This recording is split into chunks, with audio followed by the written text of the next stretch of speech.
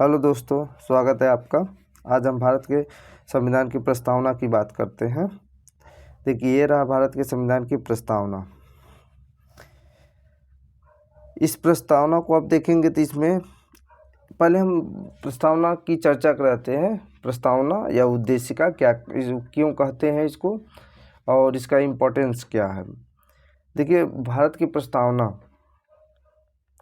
इसको संविधान जब बन रही थी उससे पहले पंडित जवाहरलाल नेहरू द्वारा उद्देश्य प्रस्ताव प्रस्तुत किया गया। उद्देश्य प्रस्ताव क्या था कि ये एक संविधान बनाने का रास्ता था। हम ये देख सकते हैं इस उद्देश्य प्रस्ताव में कि हमारा संविधान कैसा होगा। उद्देश्य प्रस्ताव में इसी की चर्चा की गई थी कि संविधान किस तरह से होगा, संविधान किस तरह से बनेगा। एक रोड मैप था, संविधान का क्या था, एक रोड मैप था। तो इसीलिए उद्देश्य प्रस्ताव प्रस्तुत किया गया था। अभी मैं चर्चा करूंगा कब किया गया, किसने किया। पहले आप इसको देख लीजिए, आगे उसकी बात करता हूं मैं, क्योंकि एग्ज़ाम में पूछा जाता है तो उसको अच्छे से हम बात करेंगे उस पर। तो ये देख लीजिए प्रस्तावना, इस पे हम इस प्रस्तावना में कुछ शब्दों पर ध्यान देते हैं। जैसे देखिए, समाजवादी, पंथ निरपेक्षता, लोकतंत्रात्मक और सामाजिक, आर्थिक, राजनीतिक न्याय, विचार, अभिव्यक्ति, विश्वास, धर्म और उपासना, और यहाँ राष्ट्र की एकता और अखंडता। इन शब्दों को याद करेंगे, इनको हम नोट कर लें। इनको क्या करें, नोट कर लें। यह हमारे एग्जाम में पूछे जाएंगे। आइए देखते हैं संविधान को क्या कहते हैं। देखिए प्रस्तावना क्या है, प्रस्तावना को क्या कहते हैं। देखिए, प्रस्तावना पे क्या क्या विचार दिए गए हैं। प्रस्तावना को क्या कहते हैं, संविधान का दर्शन कहते हैं। प्रस्तावना को संविधान का दर्शन कहते हैं, संविधान की आधारशिला कहते हैं। अब देखिए, प्रस्तावना में संविधान का सिद्धांत छिपा है किस रूप में, न्याय के रूप में, स्वतंत्रता के रूप में, समानता के रूप में। ठीक, ये याद करिए। संविधान की आत्मा कहते हैं, इसमें राज्य की अवधारणा छिपी है, इसमें समाज की अवधारणा छिपी है। ये रहा, आपको ये पॉइंट आप याद कर लीजिए। फिर आगे अब देखिए, संविधान की प्रस्तावना क्या कहते हैं। प्रस्तावना संविधान के लिए एक परिचय के रूप में कार्य करती है। 1976 42वें संविधान संशोधन अधिनियम द्वारा इसमें संशोधन किया गया, जिसमें 3 नए शब्द जोड़े गए। 3 नए शब्द जोड़े गए। अब कौन कौन से थे, आप देख लीजिए। समाजवादी, धर्मनिरपेक्षता और अखंडता। अखंडता पहले देखिए, समाजवादी राष्ट्र की एकता थी, उसमें अखंडता भी जोड़ लिया गया। तो अब कहते हैं राष्ट्र की एकता और अखंडता। देख लीजिए जब आगे। अब देखिए, प्रस्तावना उद्देशिका। अब देखिए, प्रस्तावना का विचार कहाँ से आया था, ऐसे एग्जाम में पूछ लेता है। प्रस्तावना का एग्जाम कहाँ से आया था, तो अमेरिका के संविधान से। प्रस्तावना की भाषा ऑस्ट्रेलिया से। संविधान का स्रोत क्या है, देखिए, यह हम भारत के लोग अर्थात भारत की जनता। आप देखेंगे जब संविधान जब शुरू होता है तो उसमें लिखा है हम भारत के लोग अर्थात भारत की जनता की बात करता है। तो इसको आप याद करेंगे एग्जाम के नज़रिए से। अब देखिए, यहाँ प्रस्तावना है। अब प्रस्तावना प्रस्तुत कब किया गया और किसने किया। पंडित जवाहरलाल नेहरू ने संविधान सभा में, जो हमारी संविधान सभा बनी थी, उसमें 13 दिसंबर 1946 को उद्देश्य प्रस्ताव प्रस्तुत किया। प्रस्ताव प्रस्तुत किया, उस पर चर्चा हुई होगी।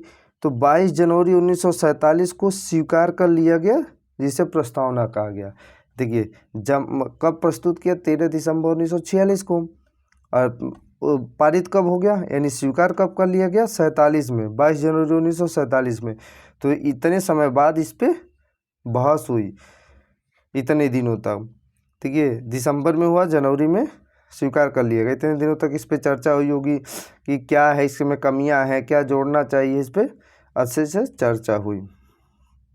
अब देखिए, ये बहुत इम्पोर्टेंट पॉइंट है। देखिए, विवाद क्या रहे हैं प्रस्तावना को लेकर। देखिए, जब प्रस्तावना बन रहा था, प्रस्तावना प्रस्तुत किया गया, उस पर चर्चा हुई, तो उसमें हमारे संविधान सभा में बैठे लोग के बीच में भी कई मतभेद थे। उसमें कि संविधान का भाग प्रस्तावना को माना जाए कि न माना जाए। तो इस पर भी चर्चा हुई। तो उस समय जब संविधान सभा चर्चा कर रही थी उस समय अमूमन मान लिया गया था कि जो प्रस्तावना है वो संविधान का भाग है। परंतु इस पे विवाद कब खड़ा हो गया कि ये प्रस्तावना का भाग है कि नहीं भाग है, जब 1960 में केस आया बेरुबारी वाद। अब इस बेरुबारी वाद में हमारी न्यायालय ने यह कह दिया कि जो प्रस्तावना है संविधान का भाग नहीं है। वहीं से विवाद शुरू हो गया। लेकिन इससे पहले तक ये माना जाता था कि जो प्रस्तावना है वो संविधान का भाग है। यहीं से विवाद शुरू होना स्टार्ट हो गया। फिर 1967 में एक केस आया गोलकनाथ बनाम पंजाब राम। इसमें उद्देशिका को संविधान की मूल आत्मा मान लिया गया। तो अभी भी विवाद खत्म नहीं हुआ। अभी विवाद आया क्योंकि जब संविधान का भाग प्रस्तावना नहीं है तो उसमें संशोधन नहीं कर सकते। अगर प्रस्तावना का भाग होता उसमें संशोधन कर सकते थे। इसी को लेकर विवाद चल रहे थे।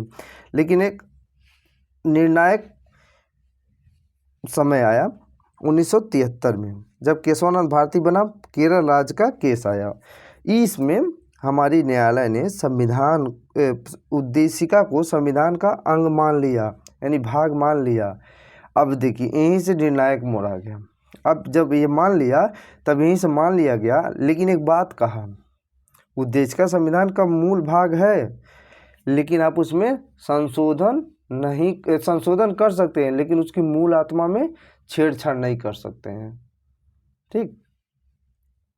अब देखिए जब ये मान लिया गया तो वहीं फिर 1976 में 42वां संविधान संशोधन किया गया। तो उसी में क्या जोड़ा गया, समाजवादी, पंथ निरपेक्ष और अखंडता। इसमें पहले राष्ट्र की एकता थी, राष्ट्र की एकता के साथ अखंडता को भी जोड़ लिया गया। तो अब एक साथ पढ़ते हैं राष्ट्र की एकता और अखंडता। तो ये इसी को लेकर के प्रस्तावना में विवाद रहे हैं। हम आगे भी इस पे चर्चा करेंगे और इस पे और भी जो पॉइंट आएंगे उसको लेके आपके सामने आएंगे। और नेक्स्ट वीडियो में हम आपको इससे संबंधित प्रश्न को भी सॉल्व कराने का प्रयास करेंगे कि कौन कौन से प्रश्न पूछे जाते हैं और एग्ज़ाम में आप ये उद्देशिका से प्रश्न को गलत न करें, प्रयास किया जाएगा। तो आइए अब हम मिलते हैं नेक्स्ट वीडियो में।